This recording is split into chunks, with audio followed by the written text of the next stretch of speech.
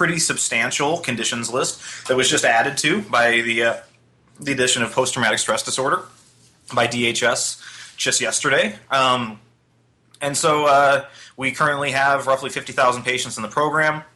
There actually have been more patients than that have cycled through the program. The cost of the program for patients we find to be overly prohibitive, or at least that's the feedback that we've gotten.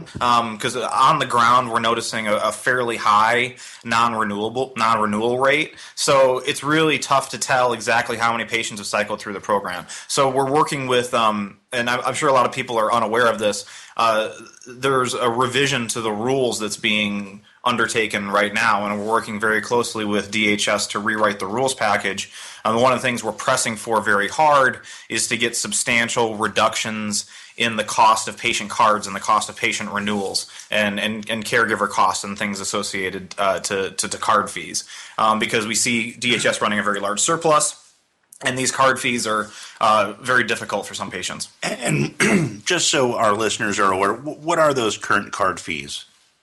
For patients, it is $150 for your initial fee, and then $150 every year.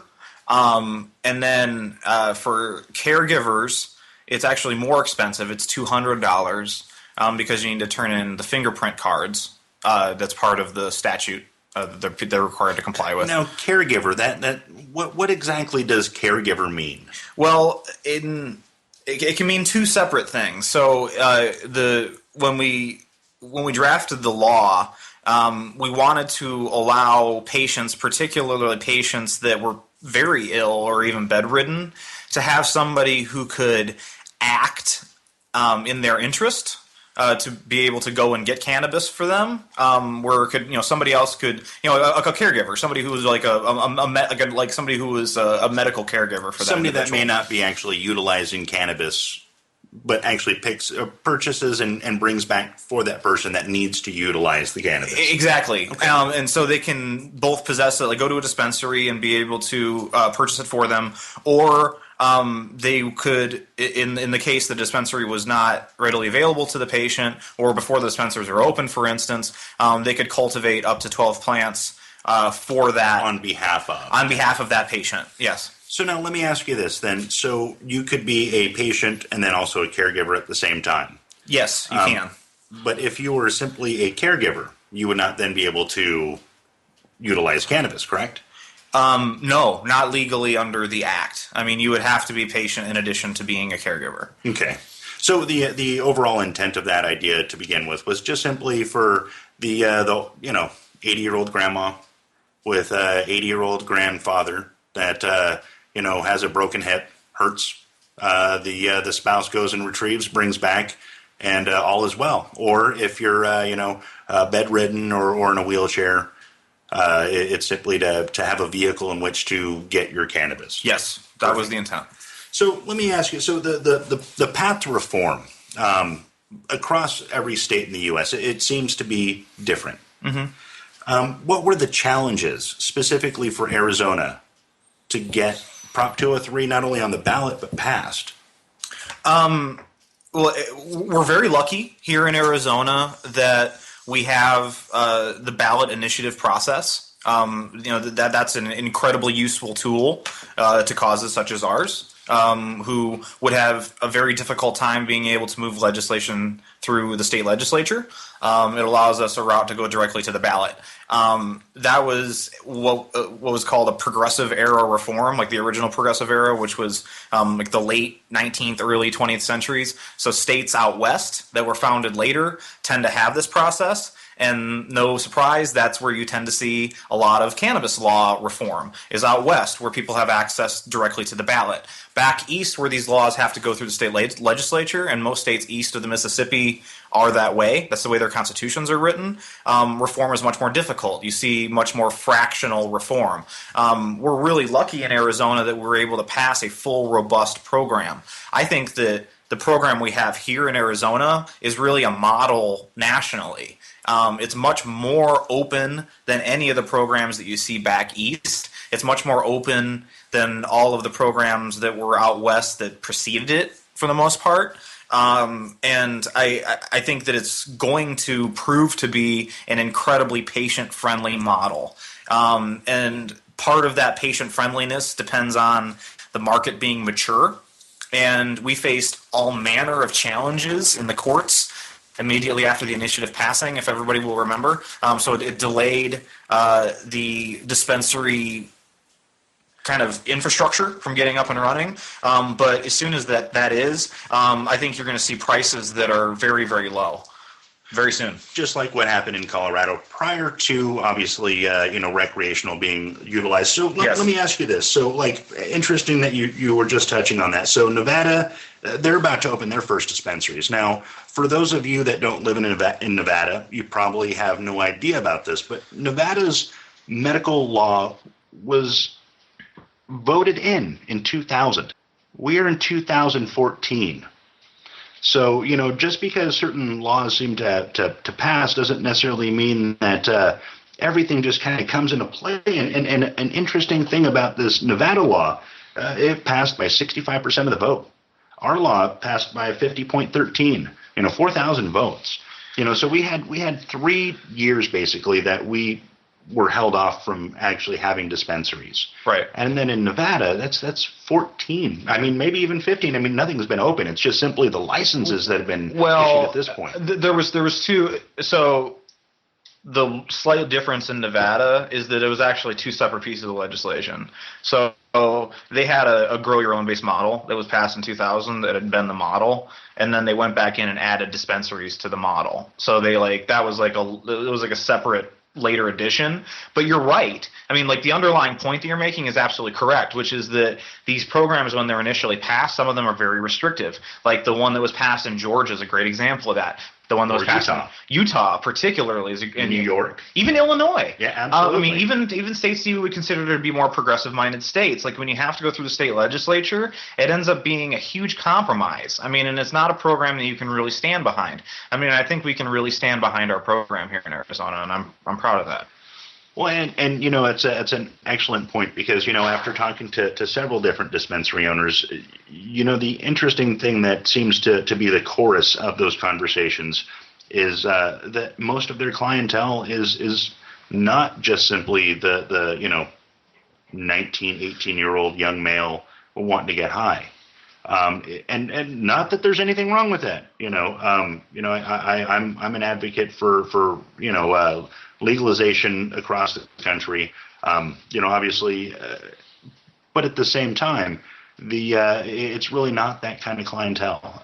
Most actually is, in fact, people with canes, in wheelchairs, with various forms of debilitating conditions, and we all need to understand that it's there for them. That's really what it was entailed for. And the fact is that we now have this wedge in that door that opens. And it's a remarkable thing in my mind that we even have that. I remember just a short time ago in Arizona, also in California and any other place that I'd visited, that it was you were demonized. You would go to jail sometimes for dozens of years for a joint. And that's not necessarily the land that we live in anymore. We got to take a quick break, folks. But when we get back, Andrew Myers, campaign manager for Prop 203, the Arizona Medical Marijuana Act. And we'll talk to you here in a minute. More State of Cannabis on CannabisRadio.com when we return.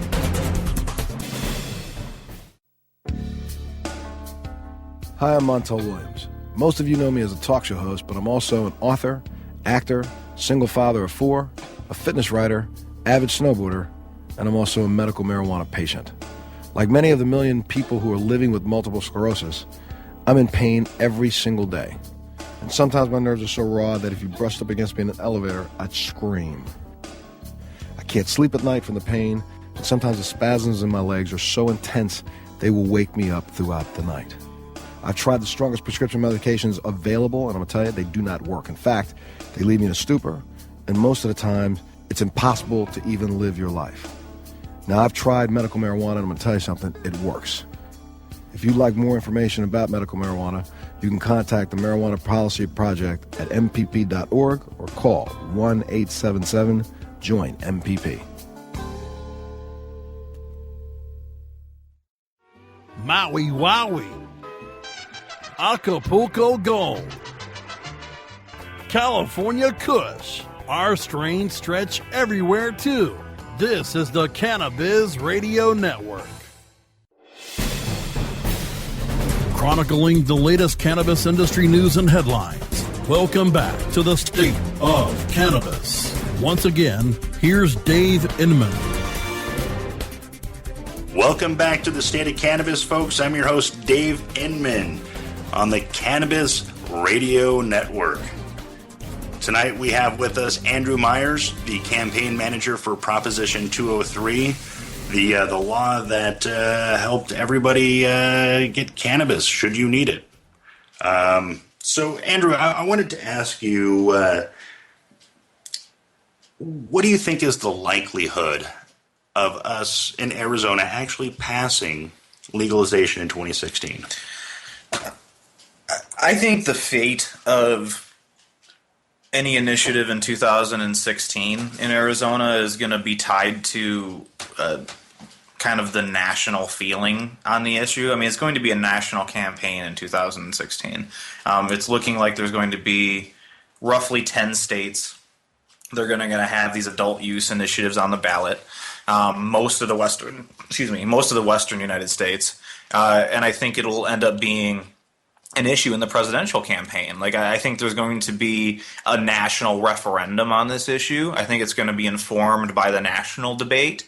And so, to a certain extent, I think we're going to be at the whim of that. And I mean, my belief is that that's going to go in a positive direction. And the thing is that I would like to caution people is that any poll that you see on the issue today, whether it's in this state or any other state that's talking about the 2016 election, is eons politically. Yeah. I mean, like, and the attitudes are going to change so much on the issue.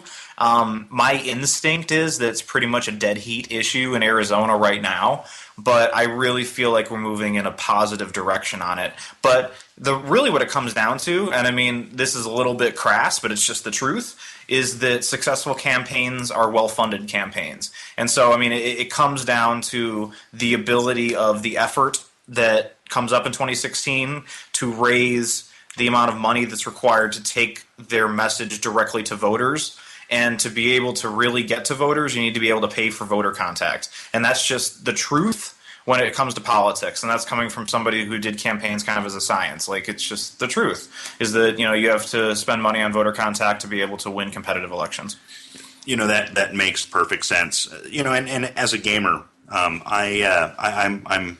one of those end game kind of guys. Would you consider this the end game? Are we getting close to that point where we could see a national legalized cannabis in America?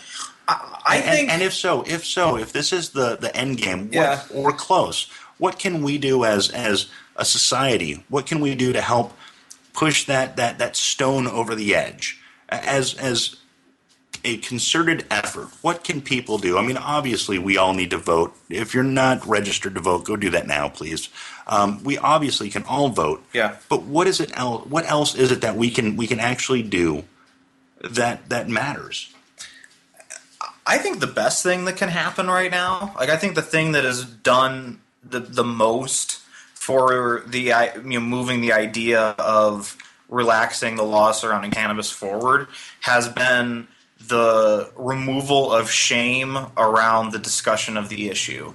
And I think that the media actually, like the entertainment media, actually has a lot to play in that, where you see cannabis being represented in normal life with people who are socially acceptable types of people being cannabis users, and having it not be something that's a central part of the storyline, but just something that exists. You mean not like a pot zombie?